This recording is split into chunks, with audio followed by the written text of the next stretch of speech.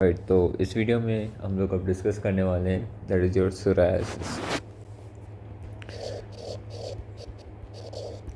ठीक है, सोरायसिस जो है it is a inflammatory skin condition है, क्रॉनिक इन्फ्लेमेटरी स्किन कंडीशन है जो ऑटो इम्यून लाइक मीडिएटेड होती है। ठीक है, इट इज़ कैरेक्टराइज्ड बाय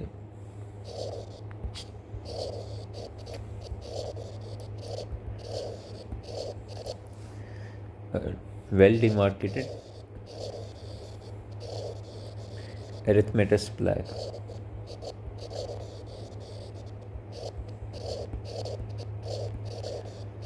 ठीक है, विथ सिल्वर स्केल्स। ठीक है, तो ये है हमारे पास सोरायसिस। अगेन जो प्लैक्स होते हैं उनका कलर जो होता है रेडिश तो नहीं होता, लेकिन सैल्मन पिंक कलर हम लोग उसको बोलते हैं। ठीक है, एंड सिल्वर स्केल्स होती हैं जो बेसिकली ड्राइनेस की वजह से हो रही होती हैं। और उसका वैसे पैथोजेनेसिस का ये होता है क्योंकि वो एपिथेलियल टर्नओवर जो होता है ना वो इंक्रीज़ हो जाता है सोरायसिस में, तो इसलिए फिर वो स्केलिंग हो रही होती है उस हिस्से की। ठीक है, इसका जो ऑनसेट है वो डुअल पीक होती है इसकी।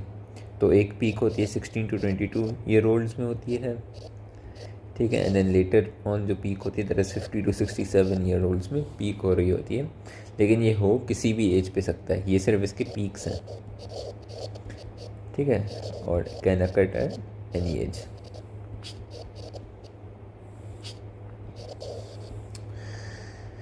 ठीक है, अब इसके पॉजिटिव फैक्टर्स क्या हैं या फिर इसके रिस्क फैक्टर्स क्या हैं। तो सबसे पहले इसका जो main like genetically risk factor जो है फैमिली बेस्ड है। दैट इज़, या फैमिली हिस्ट्री में हमारे पास दो चीज़ें आ जाती हैं। एक होती है इसकी HLA association which is HLA-CW6। ठीक है, देन दूसरा इसका होता है source like psoriasis susceptible 1 gene. ठीक है, सोर्स 1 जीन। ठीक है, उसके अलावा इसके पास सेकंड जो हमारे पास होती हैं नॉन फैमिली रिलेटेड चीज़ें आ जाती हैं, जैसे अल्कोहल हो गई, सिगरेट स्मोकिंग हो गया। ठीक है, स्ट्रेस हो गया, सर्टेन इन्फेक्शंस हो गए जैसे HIV या फिर स्ट्रेप्टोकोकल इन्फेक्शंस। सही है, सनलाइट हो गई, और सर्टेन ड्रग्स हो गए जो करवाते हैं सोरायसिस।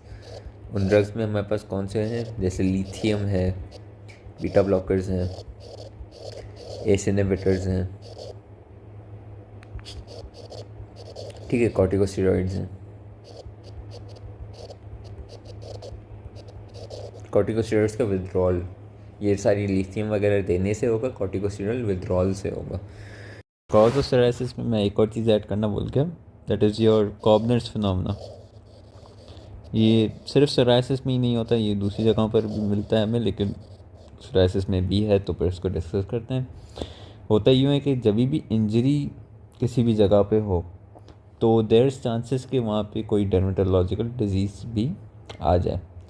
तो ये इस फिनोमेना को हम बोलते हैं कॉबनर फिनोमेना। तो बिलफर्ज किसी को कोई इंजरी हुई, कट वगैरह लगा, एंड उसके बाद ऑब्वियसली सोरायसिस का जीन मौजूद था। उसके बाद उसमें उसी जगह पर सोरायसिस हो गई उससे। ठीक है, प्लेक फॉर्मेशन हो गई, तो उसको हम बोलते हैं कॉबनर फिनोमेना। सिमिलरली ऐसा ही होता है, एक रिवर्स कॉबनर फिनोमेना होता है, उसमें पहले ही सोरायसिस था, इंजरी हुई तो उस हिस्से में सोरायसिस नहीं है, दूसरे हिस्से में सोरायसिस हो गया। दूसरे हिस्से में भी होना ना हो वो तो खैर है, लेकिन उस हिस्से से सोरायसिस हट गया बेसिकली। सही है, तो उसको रिवर्स कॉबनर बोलते हैं, और ये कॉबनर फिनोमेना। अब classical clinical presentation of psoriasis जो होगी वो क्या होती है कि हमारे पास सिमेट्रिकल प्लाग्स हमें मिलते हैं। सिमेट्रिकल मतलब बायलेटरली अवेलेबल होंगे, मतलब कि अगर मेरे लेफ़्ट आर्म पर है तो राइट आर्म पर भी उसी जगह पे मिलेगा मुझे। ठीक है, उसके अलावा एक्सटेंसर्स जो होते हैं वो सबसे ज़्यादा इन्वॉल्व होते हैं। ठीक है, एक्सटेंसर सरफेसेस ऑफ लिम्स वगैरह हो गए, नीज़ का एक्सटेंसर सरफेस, एल्बो का एक्सटेंसर सरफेस। उसके अलावा और कौन सी जगहें हो गई, स्कैल्प में हमें मिल सकता है। ठीक है, और नेल्स में हमें मिल सकता है, नेल सोराइसिस होता है, उसमें नेल का थोड़ा सा अलग होता है, वो मैं फिर बाद में जब नेल सोराइसिस डिस्कस करूँगा तब मैं बताऊँगा। ठीक है, और इसके अलावा यहाँ पे एक और चीज़ होती है, दैट इज़ योर ऑस्पिट साइन। ऑस्पिट साइन ये है कि अगर उस स्केल है ना सोराइसिस का, अगर मैं उसको रिमूव करूँ तो ब्लीडिंग होगी, स्लाइट ब्लीडिंग होती है, क्योंकि उधर वेस्कुलर सप्लाई होती है थोड़ी सी, तो उसको मिलते हैं ऑस्पिट साइन। सही है, और ये जो सोराइसिस होगी that is worse in winter.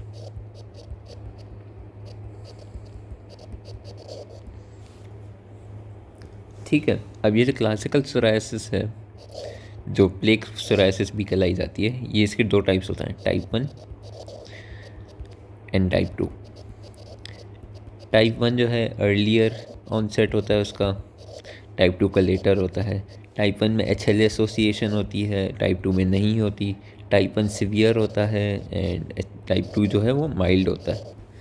सही है, ये तो हो गया हमारा classical psoriasis, that is your plague psoriasis. उसके अलावा दूसरे किस्म के भी सोराइसिस होते हैं। हमारे पास आ जाते हैं गटेट सोराइसिस। गटेट सोराइसिस क्या होता है कि स्ट्रेप्टोकोकल इन्फेक्शन के बाद होता है ये। सही है, अब ये वाला सोराइसिस में क्या होता है कि यहाँ पे sort of like rain drop के शेप के या फिर रेन ड्रॉप की साइज़ के हमारे पास प्लेक्स वगैरह बनते हैं। प्लेक्स तो नहीं होंगे उसमें क्योंकि छोटे होते हैं वो। सही है, तो वो हमारे पास बनेंगे।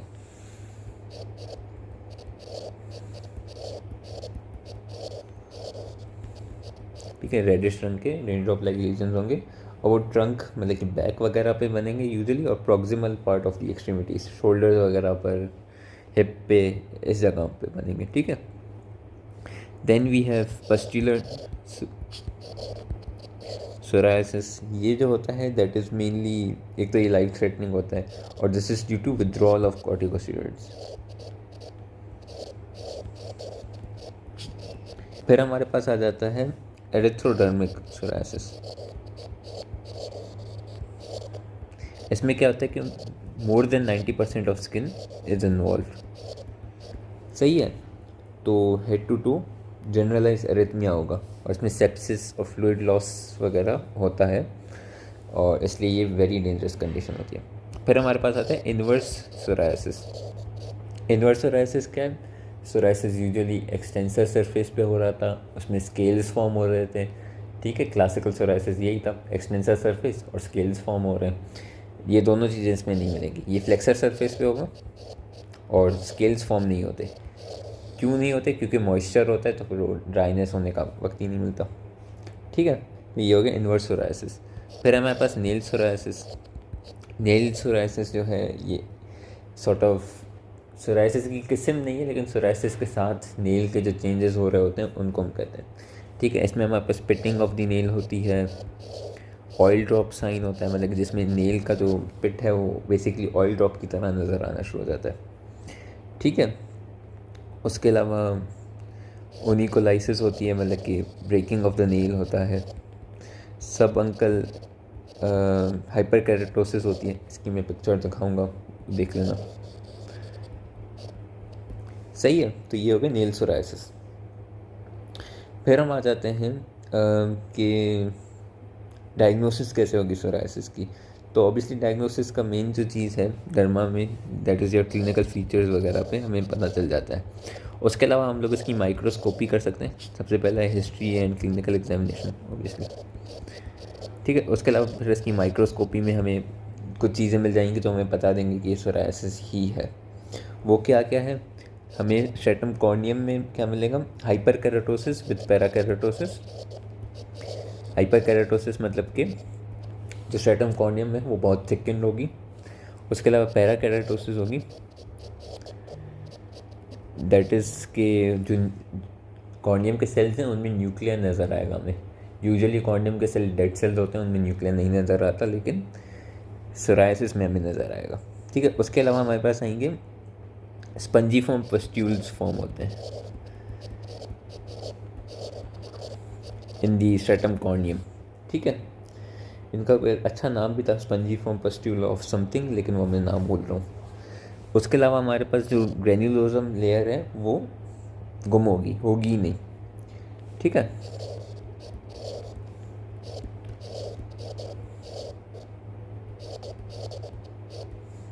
ठीक है, एंड देन फाइनली दो और चेंज हमारे पास क्या होंगे कि स्पाइनोजम की जो लेयर है वो बहुत थिक होगी, जिसको हम बोलते हैं एकेंथोसिस। सही है। एंड हमारे पास जो है जो स्पाइनोजम की लेयर है उसमें भी हमारे पास माइक्रो एप्सिस फॉर्मेशन होगी, जिसको बोलते हैं मुनरोज माइक्रो एप्सिस। सही है। तो स्किन में हमें ये चेंजेस मिलेंगे जिसकी वजह से हम लोग डायग्नोस कर सकते हैं, लेकिन मेनली हम लोग क्लिनिकल फीचर से ही डायग्नोसिस कर लेते हैं इसकी। अब हम डिस्कस करते हैं ट्रीटमेंट ऑफ सोरायसिस। अब सोरायसिस ट्रीट करने से पहले psoriasis is divided into 3: mild, moderate and severe. अब माइल्ड कौन सा है, मॉडरेट कौन सा है, सीवियर कौन सा है, you don't need to know it. बस ये हो कि माइल्ड, मॉडरेट और सीवियर है, इसका फिर क्राइटेरिया होता है अलग से, उसको भाड़ में जाए वो। ठीक है। माइल्ड की ट्रीटमेंट टॉपिकल होती है मेनली। ठीक है, टॉपिकली हम लोग टॉपिकल कॉर्टिकोस्टेरॉइड्स देते हैं। ठीक है, उसके अलावा फोटोथेरेपी होती है जिसमें हम लोग UV-A's और UVB का यूज़ कर रहे होते हैं। ठीक है। उसके अलावा finally you can also use emollients. Emollients क्या हैं? इमोलियंट्स आर मॉइस्चराइजर्स, क्योंकि सोरायसिस में ड्राइनेस होती है, स्केली स्किन होती है, तो फिर इस वजह से हम लोग इमोलियंट्स दे के उसको सही कर सकते हैं। ठीक है, ये माइल्ड सोरायसिस है। उसके अलावा फिर आ जाती है मॉडरेट सोरायसिस। उसमें हम लोग यूजुअली जो हम दे रहे होते हैं, वी गिव मीथोट्रेक्सेट। ठीक है, मीथोट्रेक्सेट हम लोग एक तो प्रेगनेंसी में नहीं दे सकते किसी को, लिवर फेलियर या लिवर फाइब्रोसिस है उसे, तब हम नहीं दे सकते। ठीक है, ये दो कंडीशन हैं। उसके अलावा भी एक दो और कंडीशन हैं जिसमें हम लोग मीथोट्रेक्सेट नहीं दे सकते। उसके अलावा भी है एसिट्रेटिन। ये उन कंडीशंस में हम लोग देते हैं जिसमें हम लोग मीथोट्रेक्सेट नहीं दे सकते। Then we have cyclosporine. ये हम लोग यूजुअली नहीं देते हैं क्योंकि इसके साइड इफ़ेक्ट्स हैं, लेकिन अगर देने पर आ जाएँ तो दे देंगे। बाकी finally we have severe. Severe में हम लोग एंटी इम्यून एंटीबॉडीज़ दे रहे होते हैं, जैसे इन्फ्लिक्सिमैब है। ठीक है, वी हैव सेक्रोकिनेमैब। ठीक है, इनको हम बोलते हैं बायोलॉजिक्स। तो सीवियर के लिए जो ट्रीटमेंट होती है वो बायोलॉजिक्स होते हैं, ये ओरली हम लोग दे रहे होते हैं, टॉपिकल नहीं होते ये। सही है। तो दैट इज़ योर सोरायसिस की ट्रीटमेंट।